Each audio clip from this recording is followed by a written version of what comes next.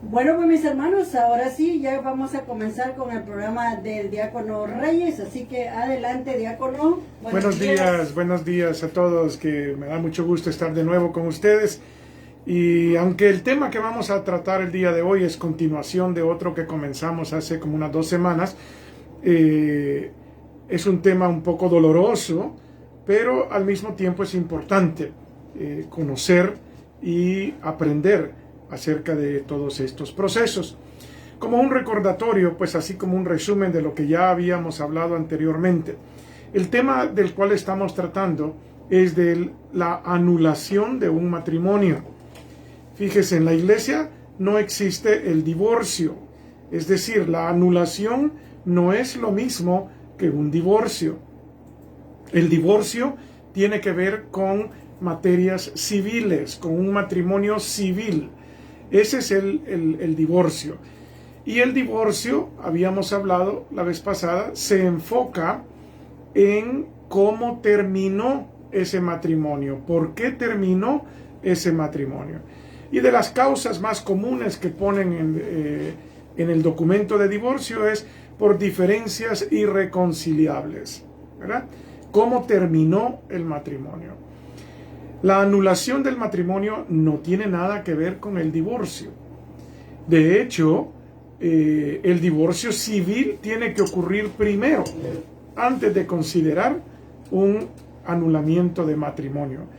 Anular, la palabra anular quiere decir dejar sin validez, quiere decir probar que algo no existió, probar que no fue válido, que todas esas diferentes definiciones podríamos decir.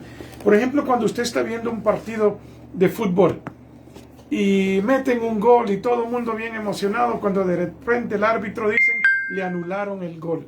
Es decir, que aunque hubo un gol, por alguna razón ese gol fue anulado. Entonces, y no cuenta para el partido. Entonces, la anulación del matrimonio tiene un concepto parecido. Se trata de demostrar por alguna razón que ese matrimonio realmente no existió. Pero para que un matrimonio exista, debemos de hablar de cuáles son las condiciones para que ese matrimonio exista. El matrimonio existe cuando se prestan las siguientes condiciones. Primero, la pareja entre un hombre y una mujer van a la iglesia y allí ellos van a recibir el sacramento del matrimonio. ¿Cuáles son las condiciones para recibir el sacramento? Las condiciones son las primeras las tres preguntas que se le hacen a la hora del matrimonio. Las preguntas son: ¿vienen ustedes hoy aquí por su propia y libre voluntad, sin que nada ni nadie los presione? Entonces, ahí está la primera pregunta: sin que nada ni nadie los presione. La segunda pregunta es: ¿están ustedes dispuestos a respetarse mutuamente, a guardar fidelidad hasta que la muerte los separe? Esa es la segunda pregunta. Y la tercera pregunta, que de acuerdo pues a la condición, a la edad de los novios, se les hace, es: ¿están dispuestos a aceptar los hijos que Dios les mande y educarlos en la fe católica? Entonces ustedes, obviamente la pareja tiene que responder sí a estas tres preguntas, sí a cada una de estas preguntas. Y el ministro de la iglesia tiene que escucharlos responder sí a estas preguntas. Entonces, estas preguntas son esenciales para el matrimonio, ¿verdad? Son esenciales. Si alguna de esas preguntas no fue contestada con sinceridad, con honestidad, sea consciente o inconscientemente, entonces quiere decir de que ahí hubo algo que invalidó ese matrimonio, que no hizo efectivo ese matrimonio. Y por lo tanto, si se puede demostrar, entonces ese matrimonio queda anulado, queda para todos los efectos de la iglesia como que si nunca existió. Y ambas partes quedan libres de casarse por la iglesia si así lo desean con otra persona. ¿Por qué? Porque no estuvieron casados por la iglesia. Eso no quita ninguna responsabilidad civil, no quita ninguna responsabilidad como padre o madre de los hijos, no tiene ningún efecto civil en el matrimonio, ¿verdad? Entonces eso es bien importante entenderlo, que la anulación de un matrimonio no tiene efecto civil, es únicamente efecto eclesiástico. Pueda que hayan habido matrimonios que comenzaron inconscientemente con una de estas preguntas que no fue contestada honestamente, y pueda que hayan vivido felices el resto de su vida. Bendito sea Dios. Bendito sea Dios. Ahí pues no hay ningún problema. El problema ocurre cuando hay una separación de la pareja. Cuando hay una separación, ahí es donde ocurre el problema, y que entonces ahí es donde hay personas que buscan la probabilidad de anular el matrimonio. ¿Por qué? Porque a lo mejor se volvieron a enamorar y quieren casarse por la iglesia. Existe mucha desinformación. ¿Por qué? Porque hay personas que creen que conocen de todo esto y malinforman a las personas que quieren pasar por el proceso. Es importante buscar personas autorizadas por la diócesis a dar información. En nuestra parroquia de San Estanislao tenemos varios asistentes de tribunal que han sido certificados por el tribunal de la diócesis de Stockton, que es el tribunal donde se ventilan estos casos de anulación. En este caso, su servidor, soy también autorizado o certificado por la diócesis para poder llevar el proceso, no la decisión. Fíjese que eso es otra cosa. Yo no soy quien tomo la decisión si el matrimonio está anulado o no. La decisión la toma el tribunal, la toma un juez en el tribunal. Ellos llevan un proceso. Nosotros, los que estamos certificados, le ayudamos a la persona que quiere someter sus papeles, le ayudamos a organizar toda la información, toda la evidencia, todo lo que se necesita para entregar el paquete de información al tribunal. Yo, como asesor del tribunal, escribo una carta y someto el caso al tribunal, haciéndoles ver de la información que va incluida en el paquete, para que ellos decidan. Y doy mi opinión. En mi opinión podemos aplicar el canon número tan, porque me parece que aquí hubo esta situación. Pero esa es únicamente mi opinión. El tribunal puede considerarla, puede no considerarla. Ellos son los que toman la decisión final. Y la decisión final pueda que sea que no, ese matrimonio sí existió, no se puede anular, o pueda que digan sí, hay razones por las cuales ese matrimonio queda anulado. Y entonces ya la persona, las personas, los dos quedan libres para volver a contraer, más bien para casarse por la iglesia. Pregunta. Sí, pregunta. Mi pregunta es, digamos que una pareja va, o sea, casados van y anulan su matrimonio, ¿verdad? Se vuelven a casar y una de las parejas, como se vuelven a casar separados, y uno de ellos no le va bien en el matrimonio, pueden volverse o hay problemas en el matrimonio, pueden volver a ver si lo anulan o qué. Mire, yo conozco casos de personas que han anulado hasta 3 matrimonios. Oh. Pero cuando eso ocurre, el tribunal pone ciertas condiciones para volverse a casar por la iglesia. Y dentro de esas condiciones es que vayan a recibir consejería profesional, de una consejería familiar, consejeros que están también certificados para dar consejería matrimonial. Porque cuando ya ocurren muchas veces, ahí hay algo también que hay que investigar, ¿verdad? Son muy pocos los casos que ocurren de esa manera, pero sí se dan, sí se dan. Aquí me llegó una pregunta, llamaron para preguntar si tiene una cantidad, cuánto vale el anulamiento del matrimonio y si es estándar el precio o cambia de diócesis a diócesis. El costo de entrar en este proceso cambia de diócesis en diócesis. Cada diócesis establece su propio procedimiento.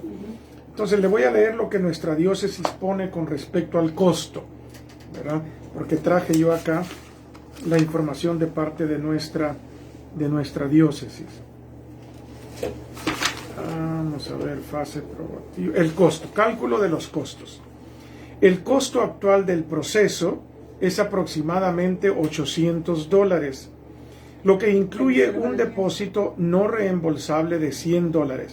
Es decir, al mandar la petición, se manda el depósito de $100 que no es reembolsable, ¿verdad?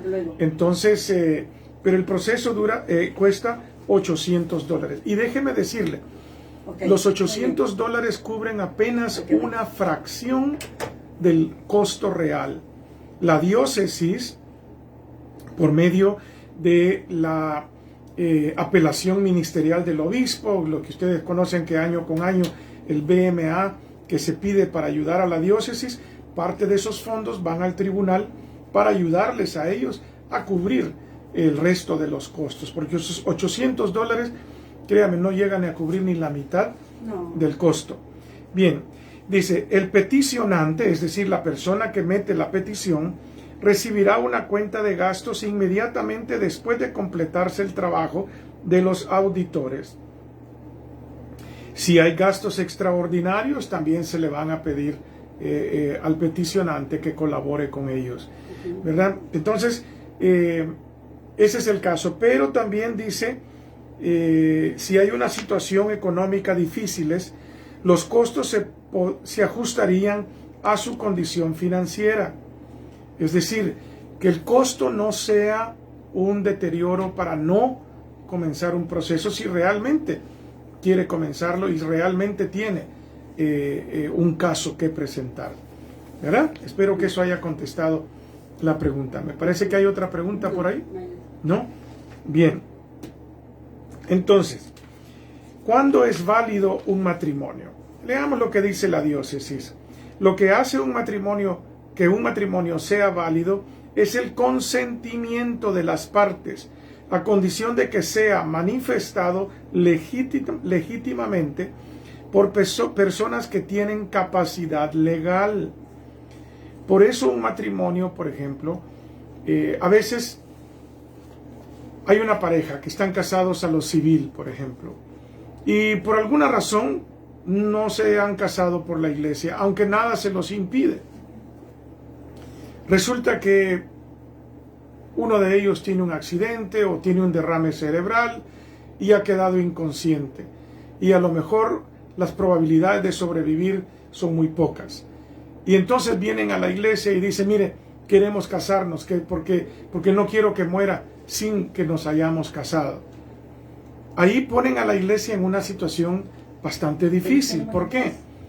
Porque ya hay uno de ellos que no puede contestar conscientemente las preguntas del consentimiento.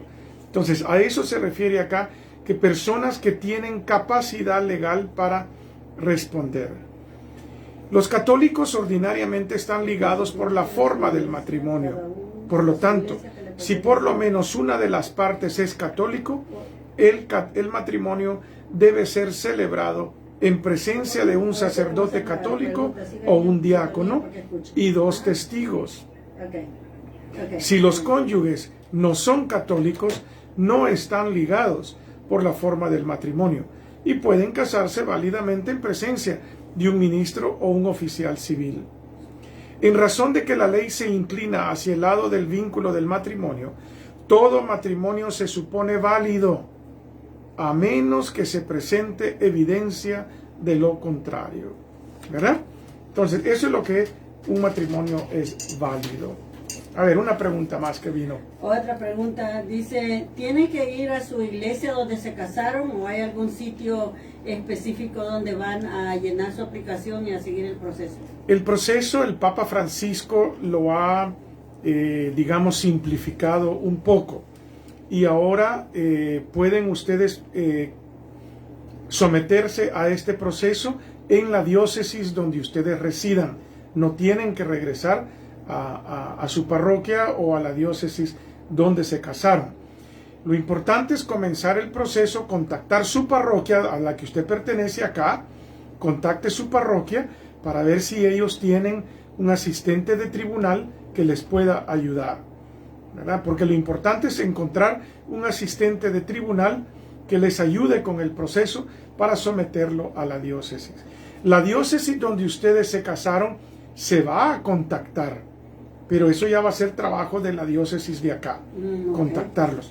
También la persona con la que usted se casó va a ser contactada también, ¿verdad? ¿Por qué? Porque esa persona también tiene el derecho de participar en el proceso y puede apoyarlo o no apoyar el proceso de anulamiento. Todo eso tiene que ser considerado. ¿Y si la persona no quiere apoyar? Siempre se somete al proceso. Es más fácil, obviamente, cuando la otra persona dice sí, yo estoy de acuerdo en que anulemos el matrimonio. Esa es la condición ideal. De esa manera, el tribunal, después de considerar toda la evidencia, y si las dos partes están de acuerdo, entonces es un poco más expediente, más fácil o más rápido, por decir así. Pero si hay una de las partes que no está de acuerdo, el proceso se toma más tiempo, ¿verdad? Entonces, aquí en la iglesia de San Estanislao, ¿usted sería la persona que los atendería? No. Tenemos una persona que creo que ya vino aquí a hablar con ustedes, Mercedes Avilés. Ella es la encargada de nuestra parroquia, es la encargada de la primera entrevista con la persona, y ella es la encargada ya sea de llevar el caso ella misma o de asignar el caso a uno de los asistentes que tenemos del tribunal, ¿verdad? Pero, por favor, vayan a sus parroquias primero. No automáticamente vengan a San Estanislao porque yo estoy aquí, no. Vayan primero a su parroquia, con la que ustedes están registrados, en la que ustedes participan. ¿Por qué? Porque esa es su comunidad parroquial. Vayan ahí primero. Si ahí no tienen quien les ayude, entonces busquen otra parroquia donde pueda haber asistente de tribunal. Aquí yo sé que, por ejemplo, San Estanislao tiene, tanto en inglés como en español, Santa Francisca de Roma en Riverbank también tiene asistente de tribunal, tanto en inglés como en español. La iglesia de San José tiene, sé que tienen en inglés, no estoy seguro si tienen en español, pero hay iglesias pues que tienen asistentes.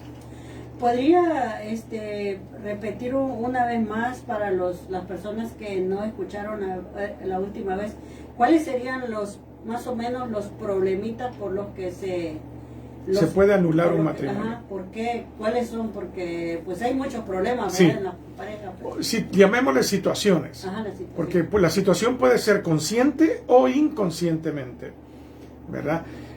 Por ejemplo, a la primera pregunta que dice, ¿han venido ustedes aquí por su propia y libre voluntad, sin que nada ni nadie los presione?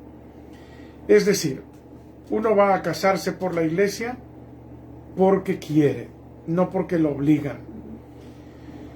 Si alguien fue a la iglesia a casarse, ay, porque no, es que esta novia mía, yo si no me caso por la iglesia, ella no va a estar tranquila y ni modo, pues está bien, casémonos por la iglesia, pues aunque yo no quiero, pero vamos a la iglesia a casarnos, solo por complacerte. Cuando le hacen la pregunta, ¿viene libremente a casarse? Sí, sí va a decir, pero ¿está realmente contestando esa pregunta a conciencia? Por eso, cuando una pareja está considerando el matrimonio, mire, no se obliguen mutuamente a casarse por la iglesia, porque nadie puede obligar, nadie puede recibir un sacramento de manera obligada. Ahora, hay situaciones, por ejemplo, en la que uno de los dos no es católico, pero ama tanto a la otra persona que dice, ¿sabes qué? Yo quiero que tú seas feliz. Y si para ti recibir la comunión es importante, yo estoy de acuerdo. Casémonos por tu iglesia. Entonces sí, ahí es diferente, porque viene también por su propia y libre voluntad a casarse por la iglesia. No viene con obligación. Viene, ¿por qué? Porque tiene amor por la otra persona y considera que deben de casarse para poder que la otra persona reciba la comunión. Bien, entonces esa es una de las situaciones. Otra situación que a mí me tocó una vez, no cancelar el matrimonio, pero sí posponerlo. Vienen y cuando les pregunté por qué quieren, porque yo siempre les pregunto, ¿y por qué quieren casarse por la iglesia? ¿Por qué no mejor viven así libremente en Amaciato, creo que se llama? ¿Por qué no viven así nomás? Claro, mi pregunta no es porque esté promoviendo yo eso, sino que porque quiero saber realmente por qué quieren casarse por la iglesia. Y entonces me dijeron, pues queremos casarnos por la iglesia porque ella está embarazada. Entonces le digo yo, ¿y si ella no estuviera embarazada? ¿Siempre se casarían por la iglesia? Y entonces hubo un poco de duda en la respuesta. Entonces le digo yo, mire, hagamos una cosa. ¿Por qué no posponemos el matrimonio hasta después que nazca la criatura? Que no sea el embarazo la razón por la que quieren casarse por la iglesia. Cásense a lo civil si así lo desean. Matrimonio civil está bien, lo que usted desea. Pero dejen el matrimonio por la iglesia hasta después que haya nacido la criatura, para que no haya una presión de que porque están embarazados haya una presión. Otro caso podría ser, casémonos por la iglesia, porque así tú vas a vender tu casa y vamos a compartir los bienes en una sola casa. Bueno, ahí estamos poniendo una condición. Ahí hay una condición donde entonces yo me estoy casando. ¿Por qué? Porque hay condición. Cuando vienen a la entrevista se les pregunta, ¿hay alguno de ustedes que esté poniendo alguna condición para casarse? Hay quienes dicen, si no te casas conmigo por la iglesia no te doy los papeles, y es por migración. Entonces ahí hay una condición. Quiere decir que la otra persona ya no viene libremente a casarse por la iglesia. Entonces esa es la pregunta sobre la libertad para casarse. Libre y la propia y libre voluntad para casarse. La segunda pregunta. ¿Están dispuestos a respetarse mutuamente hasta que la muerte los separe? Eso del respeto obviamente trae la fidelidad. El respeto también es el respeto físico. Hay personas que se casan y inmediatamente descubren que la persona empieza a abusar físicamente, el uno o el otro. Puede ser el hombre o la mujer, porque hoy día cualquiera de los dos es el que puede abusar físicamente. Y el abuso puede ser de manera violenta, física, sexual, emotiva, ¿verdad? Hay abuso de parte de uno de ellos para la otra persona. Eso a lo mejor en el tiempo de noviazgo no se descubrió, no se presentó, y se presenta después. Quiere decir que uno de ellos, cuando dijo, sí, yo prometo respetarla hasta que la muerte nos separe, o respetarlo hasta que la muerte lo separe, no estaba contestando honestamente. ¿Por qué? porque la persona a lo mejor traía ya una situación psicológica que lo lleva o la lleva a abusar de la otra persona. Ese es un caso, por ejemplo. Otro caso puede ser que sí prometo respetar a la persona y serle fiel, pero a lo mejor en el mismo tiempo está viviendo una relación con alguien más. A lo mejor sí, yo digo que sí la voy a respetar, pero en secreto ya le estoy faltando el respeto porque tengo una relación con otra persona. Fíjese que eso no tiene nada que ver. Supóngase que en el momento del matrimonio ninguno de los dos tenía ninguna relación con nadie más, y sí, ambos realmente tenían la intención de ser fieles. Eso no quiere decir que jamás durante el matrimonio uno de los dos no vaya a caer en tentación. Las tentaciones existen, pero el que cayó en una tentación no quiere decir que el matrimonio se pueda anular. Muchísimos matrimonios caen en tentaciones, y de esos matrimonios, muchísimos matrimonios se salvan. Y de eso yo soy testigo por el matrimonio de mis padres. Hoy en la homilía les compartí un poco acerca del matrimonio de mis padres. Ellos estuvieron casados, y en la homilía creo que dije 65 años, pero fueron 62 años que estuvieron casados. En ese matrimonio ellos tuvieron 6 hijos. Yo tengo 6 hermanos y hermanas. Somos 6. Pero también tengo 2 hermanos que no son hijos de mi mamá, solo de mi papá. Esos hermanos son menores que yo y mayores que la hermana que sigue después de mí. Están entre nosotros 2. Bueno, el matrimonio de mis padres se salvó. El matrimonio de mis padres continuó. ¿Por qué? Porque mi madre, en este caso, supo perdonar. No solo supo perdonar, supo amar a esos hijos. No solo supo amar a esos hijos, pero supo perdonar a la mamá de estos muchachos, de mis hermanos. Y eso también soy testigo, porque en el lecho de muerte de la señora, estábamos en El Salvador en esa época, y fuimos a visitarlos, y mi madre me dice: hijo, entra por favor a la cama, al lecho de muerte donde ella está, que ya le queda poco tiempo, entra y haz una oración con ella, dale tu bendición. Y yo entré, hice una oración con ella ya no podía hablar, y recuerdo que solo me apretó la mano, yo le tomé la mano, y sabía quién era yo, y ahí yo le pude dar la bendición y hacer una oración por ella. Cuando salí del cuarto, mi mamá me agradeció lo que había hecho, y le digo yo: pero si usted realmente quiere que ella muera en paz, entre usted hoy y dele su perdón, dele su bendición. Y mi madre lo hizo. Entonces, eso se los pongo pues como un ejemplo. No digo que todos los matrimonios van a terminar igual, pero de que se puede, se puede. Yo sí algo le admiro a mi mamá, y se lo admiré durante toda su vida, es la capacidad de amar y perdonar que ella tenía. Entonces, ese es un matrimonio que se salvó. ¿Pudo haberse anulado ese matrimonio por la infidelidad? No, porque en el momento que se casaron, pues no había esa intención. Eso vino después, ¿verdad? Entonces, y luego pues si están dispuestos a aceptar los hijos que Dios les mande.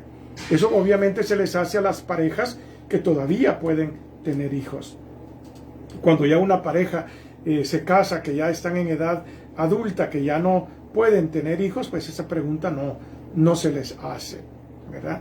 Pero si se les hizo la pregunta, entonces sí, tienen que contestar: sí, estoy dispuesto a aceptar los hijos que Dios me mande. Pero a lo mejor uno de ellos dice: no, si ni siquiera le he dicho que ya me hice la vasectomía. O ella: no, si ni siquiera le he dicho que ya me operé y que no puedo tener hijos. Entonces están entrando en un matrimonio con una mentira, ¿verdad? Entonces, esos son nada más ejemplos. No quiero decir con eso que esos son todos. El tribunal tiene que investigar. Por eso el cuestionario que hay que llenar es un cuestionario largo. Es un cuestionario que hay que responder preguntas de mi niñez, de mi adolescencia, de mi tiempo de noviazgo, cómo nos conocimos, del tiempo del compromiso, después de que nos comprometimos, del tiempo donde ya nos casamos, si hubo matrimonio civil antes del matrimonio religioso, todo eso hay que responder preguntas que corresponden a cada periodo de ese matrimonio. Y al final, periodo del matrimonio y preguntas de cómo terminó el matrimonio, para cubrir todo el tiempo que duró ese matrimonio, ¿verdad? Muy bien. Bueno, pues el tiempo se nos voló ya, se nos fue, ya son las 9:35. Vamos a continuar porque está muy bonito para el otro jueves. Es un tema bien extenso, ¿verdad? Es un tema bien extenso. Y lo que podríamos hacer la próxima semana es que si alguien quiere llamar sin dar su nombre, ¿verdad? Para que todo quede anónimo, pues sin dar su nombre, pueden hacer preguntas y las podemos tratar de contestar. Siempre y cuando recuerden que cualquier respuesta que yo les dé aquí no tiene validez legal ni validez eclesial hasta que un proceso formal se comienza, ¿verdad? Y solamente para que vayamos conociendo un poco más, ¿verdad? Para que ustedes también puedan preparar sus preguntas. Pero de nuevo, o lo que podemos hacer incluso es no sacarlos al aire, simplemente que hagan su pregunta sin salir al aire para que no le puedan reconocer ni la voz ni nada. Pues sí, no, que lo interesante es de que todos aprendamos de las situaciones que existen en nuestra comunidad. Así como hicieron la pregunta hoy, ¿no? Así como la hicieron hoy. Ya. ¿Verdad? Que llaman, Conchita toma la pregunta y yo la contesto. Si ustedes quieren mandar sus preguntas por adelantado, las podrán mandar aquí a la radio. Claro, pueden mandarlas para que digan nomás que es para el Diácono Reyes en el programa de ¿qué? Del jueves. Los jueves. El programa de los jueves. Y así pues contestamos esas preguntas, ¿verdad? Y así usted tal vez me las puede mandar con anticipación y ya vengo yo un poco más preparado para cada pregunta que pueda haber. Vamos a tratar ¿verdad? de hacer eso. Muchísimas gracias, mis queridos hermanos. Y los que están pasando por procesos de que se han separado y todo, primero que nada, pidan oración, pidan el Espíritu Santo que los acompañe. No se me decepcionen, no se me desesperen. No es cosa que a lo mejor ustedes buscaron. Por eso no se me desesperen. Pidan siempre la bendición del Señor y oren por la otra persona que era o es parte de ese matrimonio. Hagan oración por la otra persona. No dejen de hacer oración mutuamente, que para eso es la misión a la que fueron ustedes encomendados en su matrimonio.